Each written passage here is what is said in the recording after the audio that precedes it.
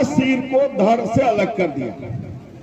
और उस जमाने में 1832 में 1000 रुपया का इनाम रखा गया था। उससे पहले कोई भी स्वतंत्रता सेनानी किसी के लिए भी 1000 रुपया का इनाम नहीं था। तो इतने बड़े महापुरुष, इतने बड़े शहीद, तो पहले लोग तो जानते नहीं हैं कि यही बनेगा, यही 52 एकड़ में ही बनेगा। कल एक पत्रकार हमको पूछ रहा था कि अरे भाई सब तो चाह रहा है, उसका परिवार वाला चाह रहा है कि वीर बुद्ध भगत, आप लोग से पूछना चाहते हैं, वीर बुद्ध भगत अपना परिवार के लिए लड़ रहा था कि देश के लिए लड़ रहा था? तो उसके खानदान को ये भी नहीं पता कि उसको इंदिरा आवास चाहिए, वृद्धा पेंशन चाहिए, कैसे उसके नाम से 2 रुपया मिलना चाहिए। उन लोग का सोच वहीं तक है। अरे वीर बुद्ध भगत ग्राम सभा का चीज नहीं है, ये लोकसभा राज्यसभा का चीज है, देश का संपत्ति है। पहले इसको समझो। कुछ मेरे विद्वान साथी लोग बोल रहे थे कि जब विधायक था, अरे देव कुमार धान तो चानू में गेट बना दिया, मंच में मंच बना दिया, वीर पानी में शेड बना दिया, आपको जो घोड़ा वाला मूर्ति बना दिया, तो उसको विकास नहीं करना चाहिए।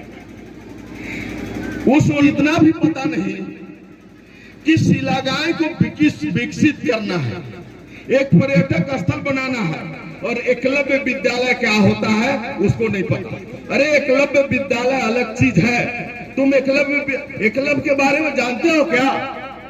एकलव्य क्या था? पहले आप लोग एकलव्य के बारे में भी जानिए। जब कौरव और पांडव को शिक्षा देने के पहले जो भी राजा का बेटा लोग होता था, वो लोग आश्रम में जाया करता था, ऋषि मुनि के आश्रम में। तो जब कौरव और पांडव वहां गया, क्या नाम था? द्रोणाचार्य। क्या नाम था जी? द्रोणाचार्य। जब वहां गया आश्रम में, तो एकलव्य गया। तब एकलव्य भी गया तो ई बोला कि भाई तुम तो बहुत छोटा जाति हो, तुम राजा का बेटा नहीं हो, इसलिए तुमको हम शिक्षा नहीं देंगे। कोई बात नहीं।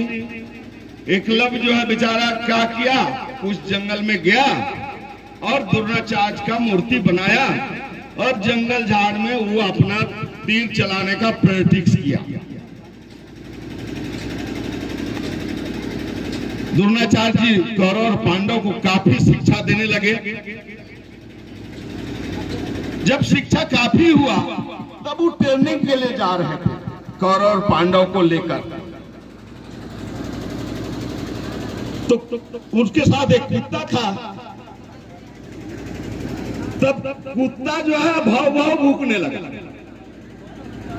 उसको, एकलव्य को देखकर।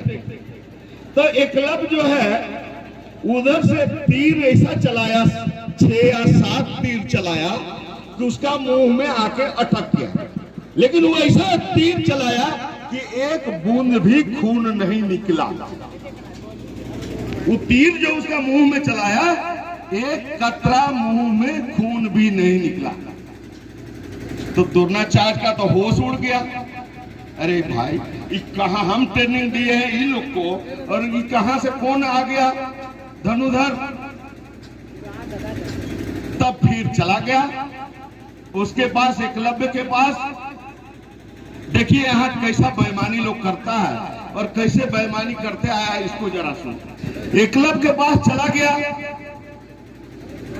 तो चूंकि उनका सबसे प्रिय पात्र थे अर्जुन, चूंकि अर्जुन और एकलव्य में अगर प्रतियोगिता होता तो अर्जुन कहीं नहीं टिकता। तो देखिए कैसा बेईमानी लोग करते आया हम लोगों के साथ कि द्रोणाचार्य, जब द्रोणाचार्य एकलव्य को शिक्षा ही नहीं दिया, तो गुरु दक्षिणा में उन्होंने अंगूठा कैसे मांग लिया। देखिए कितना बुद्धिमानी से वो जो है उसको बोला, बुड़बक आदिवासी बोला कि तुम हमको गुरु दक्षिणा दो। तो गुरु जी क्या चाहिए? तो बोला दक्षिणा का अंगूठा दे दो। उतने दिए। तो जब द्रोणाचार्य उसको शिक्षा ही नहीं दिया तो उसको गुरु दक्षिणा मांगने का अधिकार क्या था, हम सवाल करते हैं। जब वो पढ़ाया नहीं जी तो गुरु दक्षिणा कैसे मांगा? तो इस तरह से समय समय पर हम लोगों के साथ लोगों ने जो है धोखा किया। वीर बुद्धू भगत, बिरसा मुंडा, सिद्धू कान्हू, चांद भैरव, नीलंबर पीतंबर, तेलंगा खड़िया, ये तमाम लोगों के आंदोलन के चलते ये देश आजाद हुआ।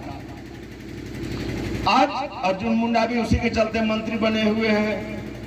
माननीय सुदर्शन भगत भी हैं, माननीय बंधु तिर्की भी हैं, लेकिन उनको ये नहीं पता कि ये वीर बुद्धू भगत का क्या देश में योगदान रहा है, किसके लिए उन्होंने लड़ा है, पूरा परिवार को उन्होंने जो है कुर्बानी दे दिया।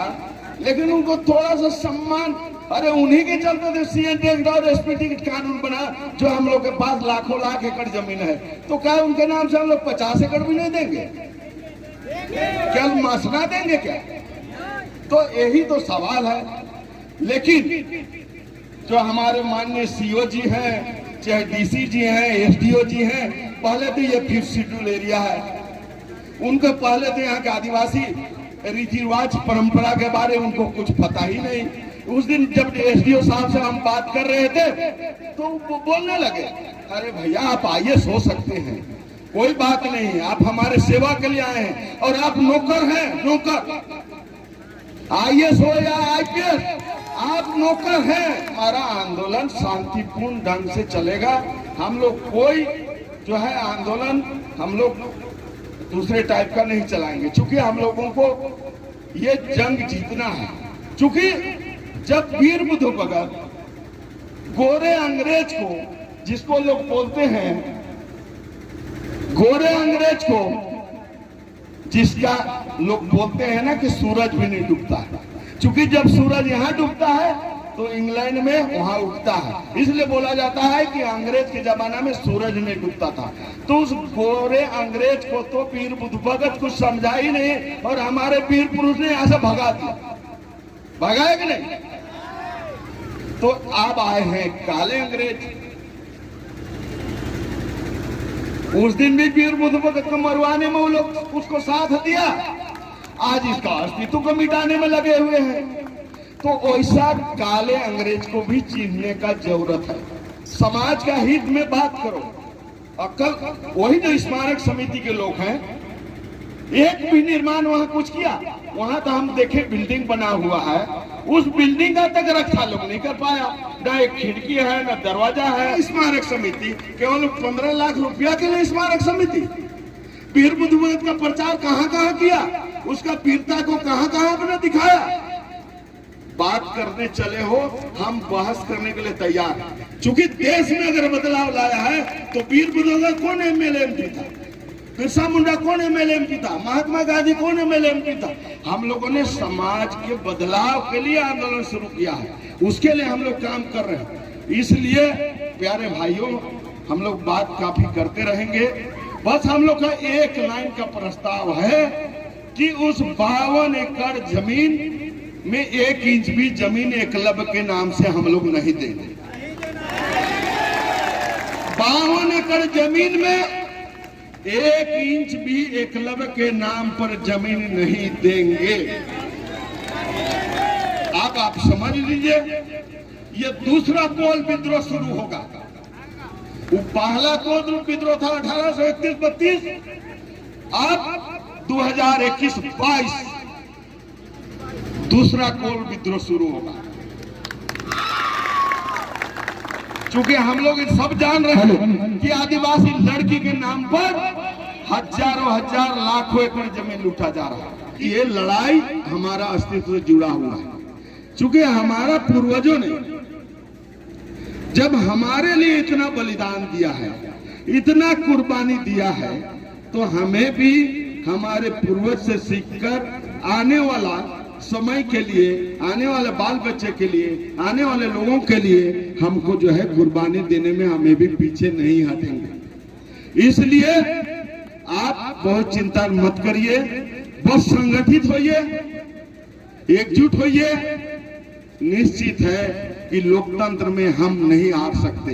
वीर बुद्ध भगत हम नहीं हार सकते, वीर बुद्ध भगत हार ही नहीं सकते।